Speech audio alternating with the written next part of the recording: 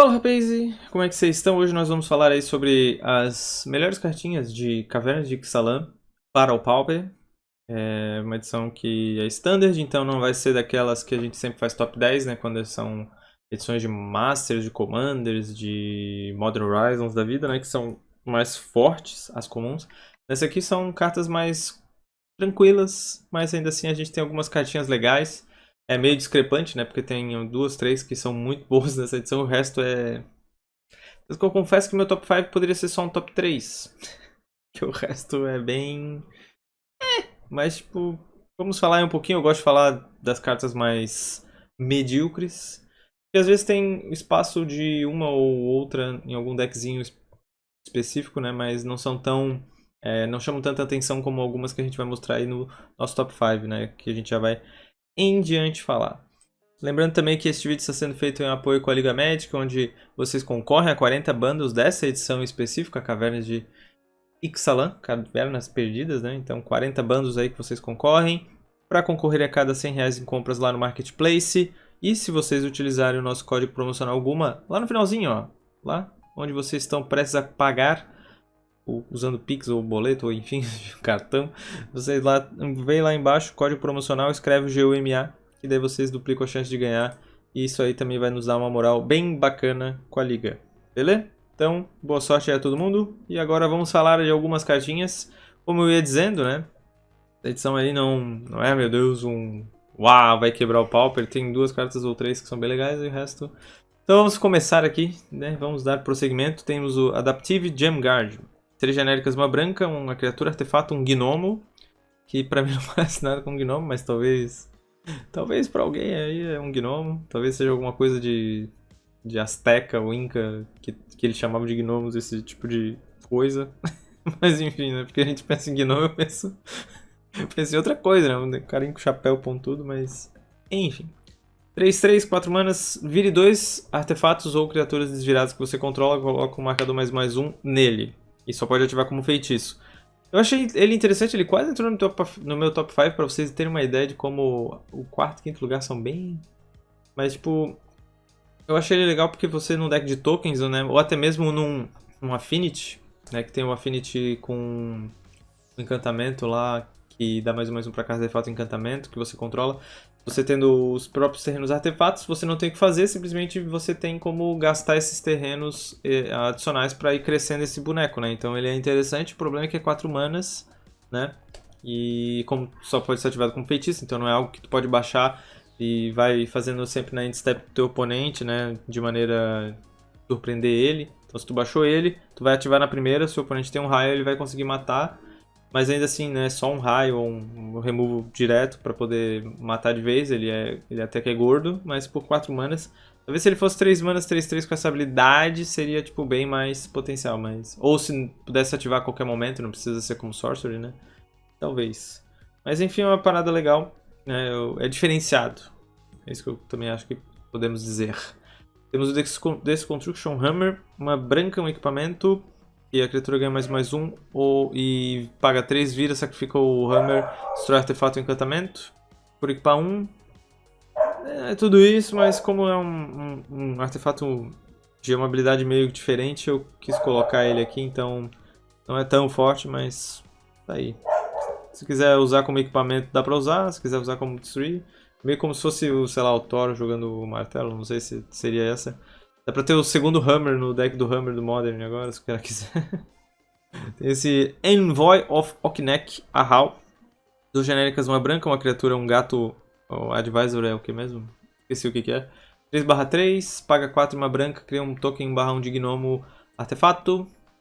Então se tu tiver, de repente, como fazer mana infinita, tu consegue fazer esses tokenzinhos infinitos. Então acho que é só esse tipo de deck que eu consigo imaginar ele jogando. Ou alguma coisa que faça habilidade de tipo de criatura, sei lá, se surgiu alguma coisa, habilidade de gato diminui em duas manas. Então, tipo, sei lá, pagando 3 manas, fazendo vários tokens, às vezes num control. Mas eu acho que é o único tipo de carta no Pauper que tu consegue fazer tokens infinitos, se tu tiver mana infinita, eu acho. Tem os bichinhos lá que geralmente quando tu tem mana infinita vale mais a pena colocar o vermelho, né, que dá dano em qualquer alvo, pagando 8 manas, acho, e o outro que é preto que drena 3. Mas de repente esse aqui, para um deck de tokens, pode surgir uma maneira de repente tu... Que nem eu falei, se tiver algo que diminua a ativação, né? Igual aquele encantamento azul, que acho que diminui em 2 genéricas a ativação. Então daí tu consegue fazer com alguns decks quase mana infinita com um bichinho, daí o outro bicho... Enfim, esse bichinho eu achei legal, é uma habilidade diferente. E 3 manas 3/3 não é tão ruim de você pagar por uma criatura, né? Que nem o outro lá que era 4 manas 3/3 fica mais complicado de fazer. A cachorrada tá dando uns latidos aí, eu já peço perdão.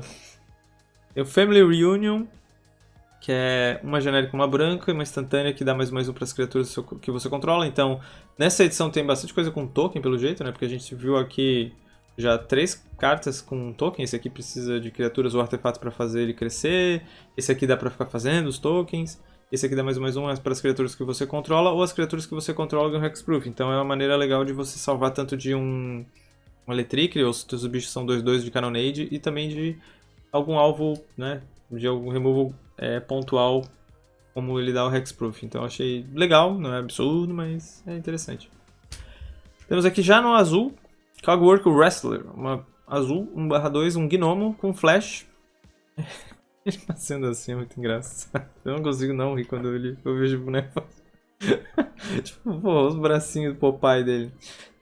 Tem flash 1/2, né? E ele dá -2/-0 pra criatura que o oponente controla até o final do turno. Ele lembra bastante aquele bicho que já joga no Mono Blue, que é de Kaldheim. Eu acho que é um ladino, não é ninja, né? Se fosse ninja seria bem diferente. Ele é um ladino que... Só que esse cara aqui, a única diferença é que ele é artefato. Então isso é um downgrade, né? Porque esse artefato você toma muito mais removal, e também se for numa mirror você pode tomar Annul. Inverted Iceberg, uma genérica, uma azul, um artefato. Quando a Inverted Iceberg entra em jogo, mila uma carta e compra uma carta. Então tu mila do topo, compra uma cartinha. Então isso aí é por si só interessante, de repente com Core Skyfisher, né? A gente sempre vai... Coisas que entram em campo sempre vão ser mais fortes com Glint, Hulk ou Core Skyfisher. Às vezes pode ser uma função legal. Craft Watch Artifact. Tu paga 4 e 2 azuis, exila ele, exila outro artefato que você controla ou um artefato que tiver no cemitério. Você volta ele transformado em campo. Você pode só fazer isso como feitiço. Então você vai ter que exilar ele e outro artefato do cemitério. São 2 coisas, né? Ele e uma outra criatura não. Outro artefato do cemitério. Então também não é tão ruim porque ele pode aproveitar coisas do cemitério, né? Iceberg Titan. Golem 6/6, que toda vez que ataca você pode virar ou desvirar um artefato ou criatura. Interessante, né? Pena que toma um snuff tranquilo, né? Se ele virasse uma criatura lendária, pra pelo menos não tomar cast down, né? Poxa, teria um valor assim mais importante, mas infelizmente... Mas é um 6/6, né? Tipo, é um drawzinho aqui que tu pode simplesmente transformar num 6/6. Né? Se tu quiser dar um draw num deck com Core Skyfish, como eu falei, se tu blinkar ele, vai voltar como isso aqui, tá? Então tu pode conseguir comprar uma carta. A Mila e compra uma carta, então... Né? Então é interessante. Echo of Dusk, uma genérica, uma preta, um Vampire Spirit 2/2. Enquanto tiver 4 ou mais permanentes no seu cemitério, cartas de permanentes no seu cemitério, ele ganha mais 1 lifelink. Não é, meu Deus, né? Eu não lembrei de outra carta que talvez seja parecida, que seja melhor, mas... Né, um deckzinho, às vezes, tipo, que tu sabe, sempre com o teu cemitério mais cheio, às vezes ele é um 2 mana 3/3 lifelink, né, nesse ambiente que a gente tem bastante deck com vermelho. Às vezes ele é uma opção interessante de simplesmente ele já ter o lifelink, né, ao invés de, tipo, às vezes tu tá num deck que tu quer usar, eu quero usar o Fangs que dá mais 1 e lifelink, marcador, né, às vezes tu não tem bicho na mesa, às vezes vale mais a pena, se for um deck que é basicamente bicho, né. Ele é espírito, ele não é zumbi. Se ele fosse zumbi, seria bem mais forte pra poder, de repente, ir num deck de zumbis. Porque geralmente o deck de zumbi é só bicho, né? Só zumbis e terreno. E algumas spells que voltam o zumbi do cemitério lá. Aquele que volta 2. De repente, se ele fosse zumbi. Greedy Freebooter. Uma preta 1/1. Humano pirata. Quando o Greedy Freebooter morre, o scry 1 e cria um tesouro. Então, para deck de aristocratas, com... Deadly Dispute, ele consegue, né, tipo, tu faz um Deadly Dispute nesse cara, tu cria 2 tesouros, além do Scry 1, que é interessante, né, porque daí ele vai morrer, vai criar o tesouro e o Scry antes dos 2 draws do Deadly Dispute, então tem essa função.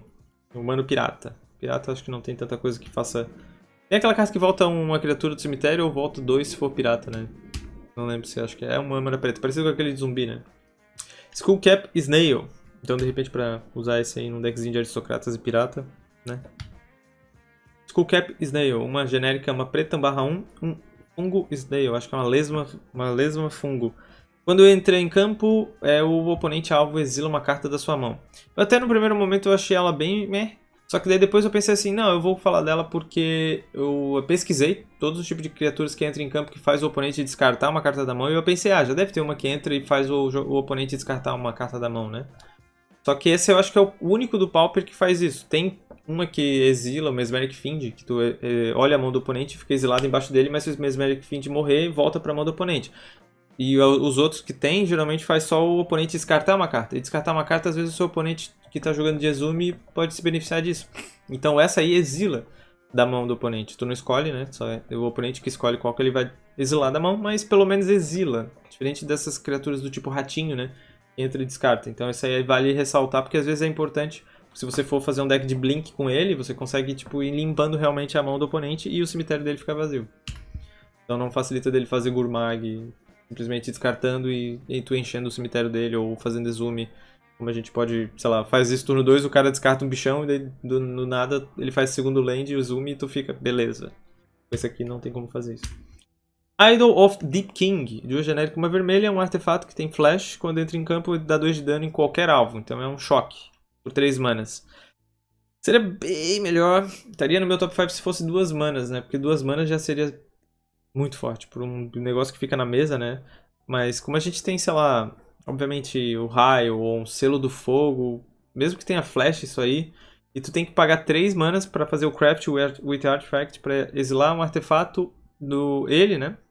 E outro artefato da mesa ou do cemitério pra transformar ele num equipamento, né? Eu acho que 3 manas pra dar só 2 de dano.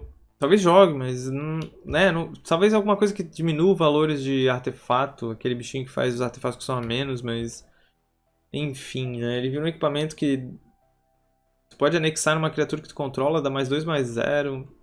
Só que só pode ativar como feitiço esse Craft with Artifact. Então, tipo, se tu fizer o Craft, tu pode ser respondido com isso aqui, né? Se tu deixasse na mesa com 3 manas e o teu oponente... Tudo bem que é mais 2/0, não é mais 2/2 pra salvar de removal. Enfim, eu achei meio meh. Mas tá aí, tu pode usar pra dar... Tipo, porque se ele tivesse como... Se pudesse ativar o Craft como instante, tu tendo 6 manas abertas, óbvio que tu nunca vai querer ficar deixando muita mana aberta. Mas se tu tivesse possibilidade de 6 manas abertas, tu poderia, né, surpreender o teu oponente. Seria quase como uma... aquele equipamento vermelho raro... Raro não, mítico, que dá Double Strike, mais um... Enfim, poderia fazer quase como isso, né? Tipo, tu bate, daí teu oponente, não vou bloquear. Daí tu botava e instant speed dando um pump. Daria pra fazer essa possibilidade, mas aqui, infelizmente, é só mais 2/0, é meio meh.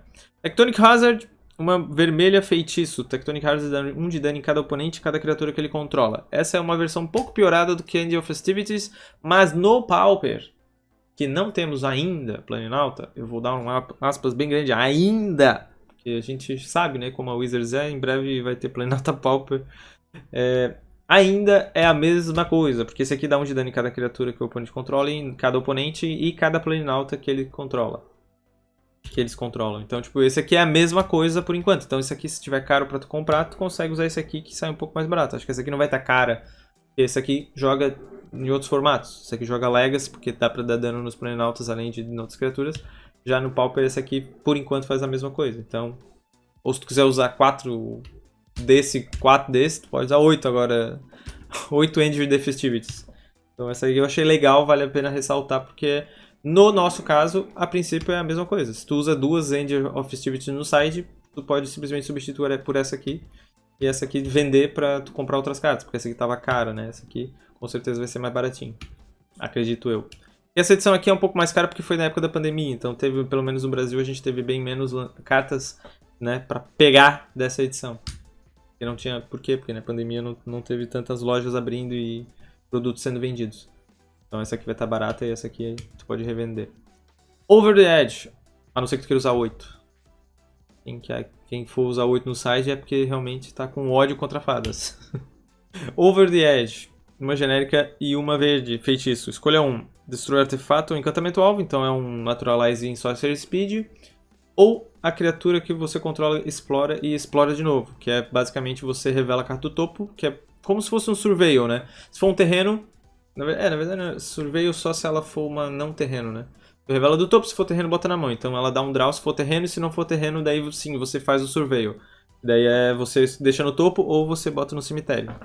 É isso. O Explore é melhor do que Surveil, na verdade, né? Porque se o Surveil tu pudesse sempre dar o draw no land, seria bem legal. Então o Explore é melhor que Surveil. Então tu fazer 2 Surveils aí na criatura... Só que tu tem que ter uma criatura, né? Então essa é uma carta que tu não consegue... É diferente de Surveil que tu não precisa de criatura, né? O Explore tu precisa ter uma criatura na mesa. Então tem esse porém. Por isso que o Explore acaba sendo um pouco melhor, então... Essa desvantagem se tu não tiver nenhuma criatura na mesa. Buried Treasure. 2 genéricas. Uma criatura... Criatura não. Um artefato Treasure. Tesouro. Então todo tesouro, assim como toda food, tem já sua habilidade incrustada nela, né?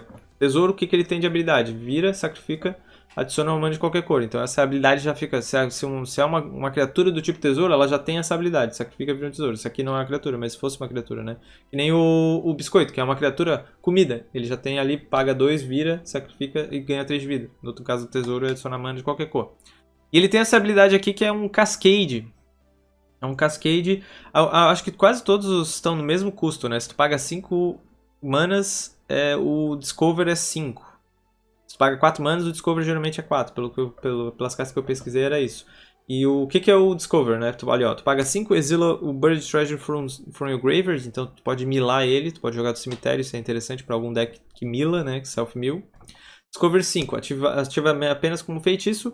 Você exila a carta do topo do seu deck até revelar uma carta de custo 5 ou menos e joga ela de graça. Então revela cartas que não sejam terreno, né? Até uma carta que tenha custo 5 ou menos que não seja terreno.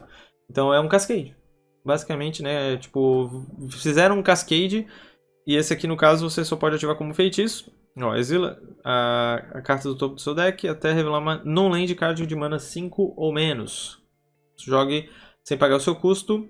Ou bote na sua mão, na verdade eu tinha esquecido desse fator. É até melhor do que Cascade. Então Discover você pode botar na mão. Por exemplo, revelou um removal e o teu oponente não tem nenhuma criatura na mesa. Tu pode botar na mão. Isso é uma coisa que no Cascade tu era obrigado a, tipo, não vou fazer, então boto no fundo. E bota o resto no fundo do deck em random order, em ordem aleatória. Isso é bem legal. Paga 5, então tipo, esse artefato você pode pagar 2 manas no turno 2, no turno 3, se você tiver como pagar 5 manas, já usa ele, né, pra adicionar mana. Vai ter no turno 3, então 4 manas se tu fizer terreno todo turno, mais esse artefato. E tu tem, sei lá, faz uma pétala de Lotus, já tem como...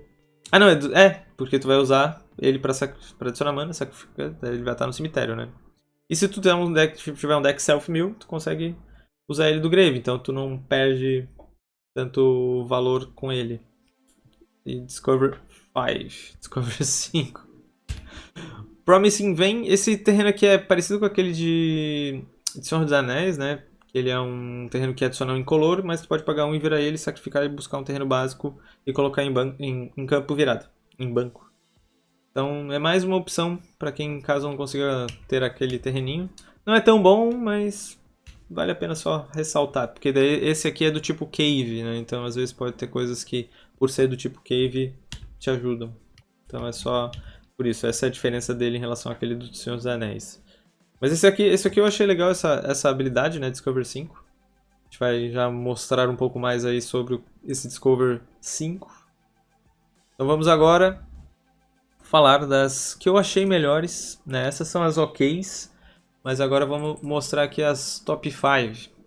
Eu tive que trabalhar um pouquinho para tentar achar o porquê, né? Essa aqui é basicamente um Deadly Spirit piorado. Ou uma... porque é 2 manas instantâneo, você, como custo adicional, para jogar ele tem que sacrificar um artefato ou criatura. Beleza, é praticamente o Deadly Dispute. Compra 2 cartas e cria um Map Token. Em vez de criar um token de... tesouro, tu vai criar um token de mapa, que é esse token aqui, né? Ó, um token artefato, mapa. Paga 1, vira, sacrifica esse artefato, a criatura que você controla, explore. Então tem que ter uma criatura em campo, né? Se tu não tiver nenhuma criatura, tu não consegue ativar essa habilidade. Criatura que você controla, alvo, Explores, ativa apenas como feitiço. E tu não pode fazer, né, no turno do teu oponente. Só pode fazer ali na primeira ou segunda main phase, sem nada na pilha. Então, beleza. E o que ela faz? Você explora, que nem eu te falei. Se for olha a carta do topo. Se for terreno, você dá o draw, compra ela, né? E se for uma não terreno, você surveia. Tu olha, deixa no topo ou bota no cemitério. Então, é isso aí. Talvez... se bem que se for um terreno no topo, tu pode comprar 3. Então, às vezes, dependendo... meu deck tem um monte de land. A chance de vir de dar draw nesse terreno é maior. Então, às vezes, é melhor do que um Deadly Dispute. O Deadly Dispute... Ou o outro, que é de Kamigawa, que ganha vida, né? Igual ao custo do artefato ou criatura que tu sacrificou. Então, isso aí tu pode acabar comprando 3 cartas com esse mapa, né? Ou enchendo o cemitério. E, às vezes, dependendo do deck, é mais vantagem. Então, essa aqui, realmente... ela é uma carta das melhorzinhas dessa edição aí. Então por isso que eu coloquei ela aqui em 5º lugar. Mas eu acho que quem for usar ela vai preferir usar o Deadly Dispute, né? Tudo bem que o mapa é um artefato, então também tu pode usar o mapa para sacrificar para outro desse. Assim como às vezes tu faz Deadly Dispute sacrificando o próprio tesouro do anterior, né? Do Deadly Dispute anterior. Então, tá aí. Então em 4º lugar eu achei esse aqui um pouco melhor. Porque o outro, ele tem o Deadly Dispute e aquele outro de Kamigawa que ganha vida, que eu acho que vai ser mais usado do que, de fato, esse aqui. Pode ser que algum deck específico, né, use Explore mais, então prefiro usar esse mapa, mas acho que é difícil. Esse aqui eu achei ele interessante porque ele é um tipo de finisher para vários decks do formato. A gente tem bastante terreno artefato, e a gente tem o Affinity, que já é um deck que só vai artefato, e esse cara aqui é 2 manas, 1/3, humano soldado. Vira 2 artefatos ou criaturas desviradas que você controla e ele dá um de dano em cada oponente. E só pode ativar como feitiço. Novamente, você pode, sei lá... tô aqui com 8 manas, tô de Affinity, flodei um monte. Tô com um monte sei lá, de outros artefatos qualqueres. E top deck esse bicho. Tu faz ali 2 manas, 1/3, tu vira todos esses terrenos. A cada 2 lands que tu tiver, tu consegue dar um de dano. Tudo bem que ativar somente como feitiço. Mas, né, se tu não vai mais fazer nada, Affinity geralmente cospe a mão. E se tu tiver alguma carta na mão, às vezes tu deixa só 2 manas abertas ali para um Deadly Dispute. Ou se tu estiver usando esse aqui no teu Affinity. Então, esse cara aqui tu vai sempre poder utilizar bem as suas manas. Então, se tu flodar, não vai ser tão ruim com esse cara. Tu pode preferir usar aquele outro bicho lá, que é 2 manas, 1/3. Toda vez que entra um artefato, ele dá um de dano. Mas esse cara aqui eu acho que ele é melhor, porque tu pode, né... Tem um encantamento que era usado nos antigos decks do Affinity, que era... Vira 2 artefatos. É um encantamento de 3 manas, uma vermelha e 2 genéricas, que acho que é de Kaladesh. Tu vira 2 artefatos e dá dano em qualquer alvo ou no jogador, eu não lembro. Mas esse aqui, tu pode virar criatura também, né? Então tem esse fator, tu pode virar ele, né? Tu pode baixar ele e já pode ativar, porque não é habilidade de virar com a setinha, né? Esse aí é tap de tua habilidade de... Não sei se é proativa, mas tipo, tu pode virar ele já quando ele entra e mais um artefato. E não é só, tipo, vire 2 artefatos ou 2 criaturas. Pode ser artefato and or creatures. Então tu pode virar uma criatura e um artefato. Então ele pode ser utilizado. Tu pode virar ele e, na verdade, uma criatura do Affinity mesmo, que não seja artefato. Eu acho que ele vale a pena pra, tipo, pelo menos o Affinity ele consegue sempre chegar naquele ponto no finalzinho do jogo que tá quase matando, tu baixa ele e é GG, né? Contra decks que tem a Fog também, tu consegue ter um finisher. Pra decks de tokens também, eu não comentei.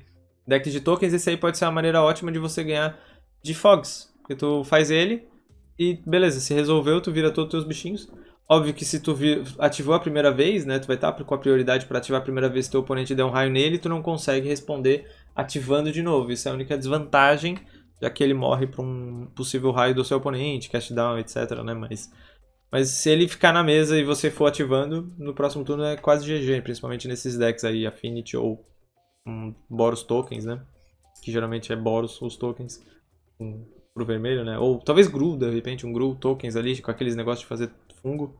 Eu achei esse carinha interessante, é uma habilidade única, eu acho. Tipo, não tem... Bem difícil de ter alguma coisa no Pauper que faça uma coisa parecida. Pena que só pode ativar como Sorcery, né? Tem aquele outro branco que a gente falou bem no início do vídeo, que bota marcador, mas esse aqui é por 2 manas, 1/3, eu acho que é bem mais forte. Em terceiro lugar, por isso que eu falei, são só 3 cartas realmente, assim, que, nossa, vão mudar o Pauper, digamos assim, né? Mudaram não no sentido de, meu Deus, transformar drasticamente, mas vai mudar, porque realmente eu acho que são úteis.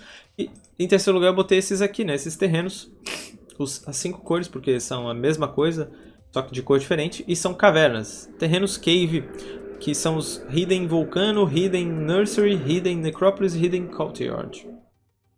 O que eles fazem, né? Vou ler desse aqui que é basicamente todos a mesma coisa. Entra virado, adiciona da cor equivalente, né? O terreno vermelho adiciona vermelho, né? Preto.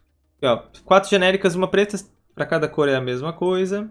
4 genéricas, uma branca. 4 genéricas, uma preta. Branca, verde, enfim. 5 manas, sendo uma daquela cor, da cor equivalente. Sacrifica essa Cave, Hidden Courtyard, no caso aqui da branca, e faz Discover 4. Ah, eu achei que era 5, Discover 5 nesse caso, mas tá. Discover 4. Então, paga 5 para Discover 4. Aquele artefato era 5 genéricas para um Discover 5, então aquele lá era um pouco melhor.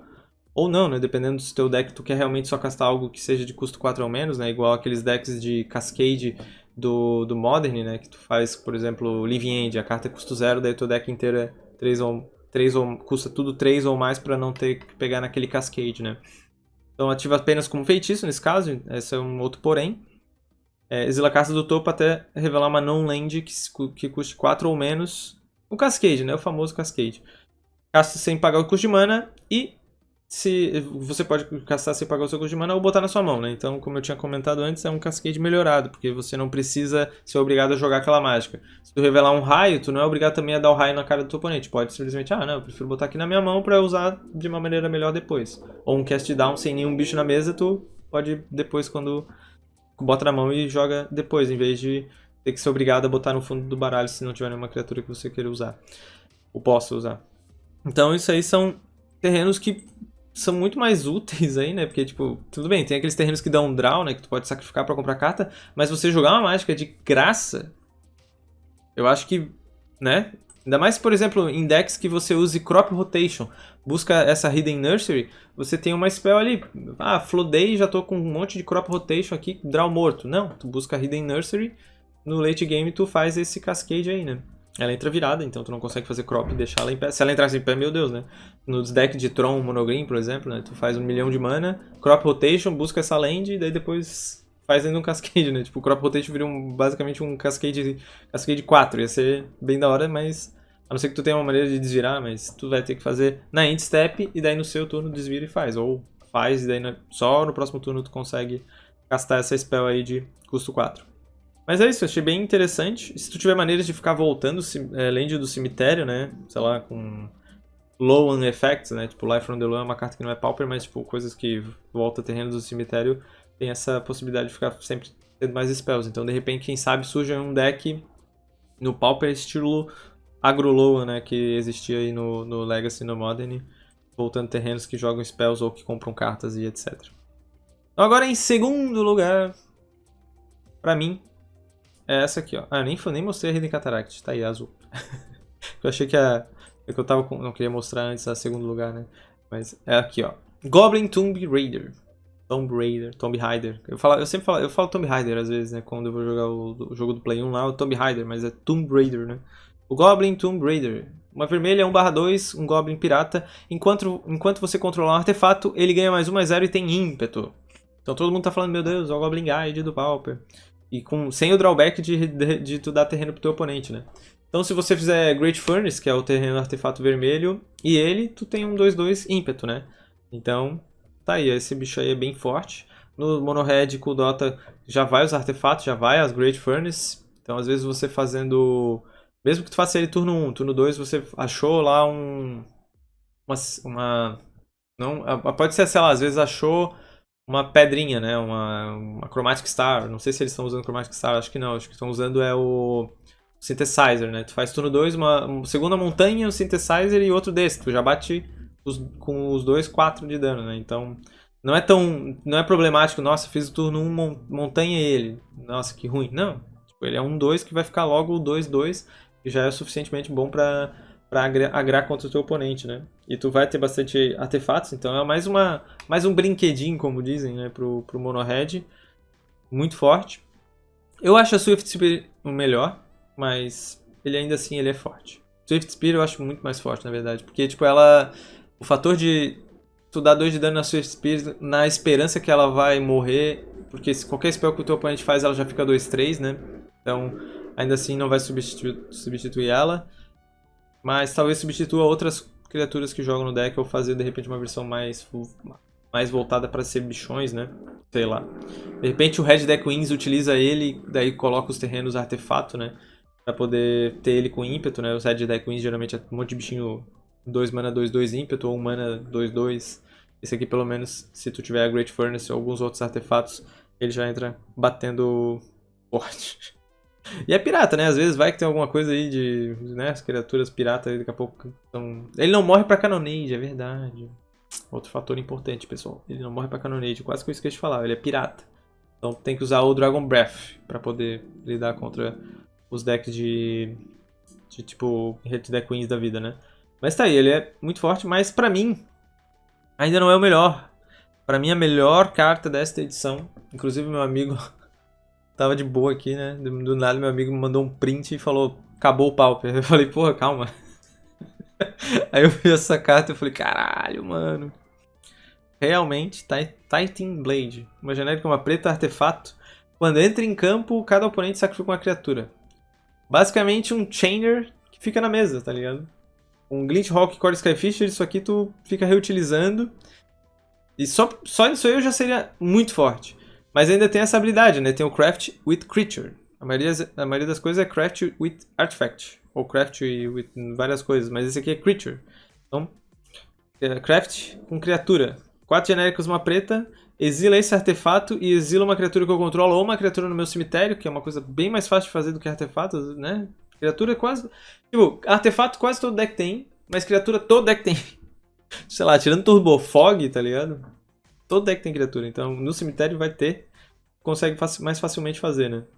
E tu retorna ele transformado. O que ele faz transformado? E ele transformado, ele é esse negócio aqui, Consuming Sepulture.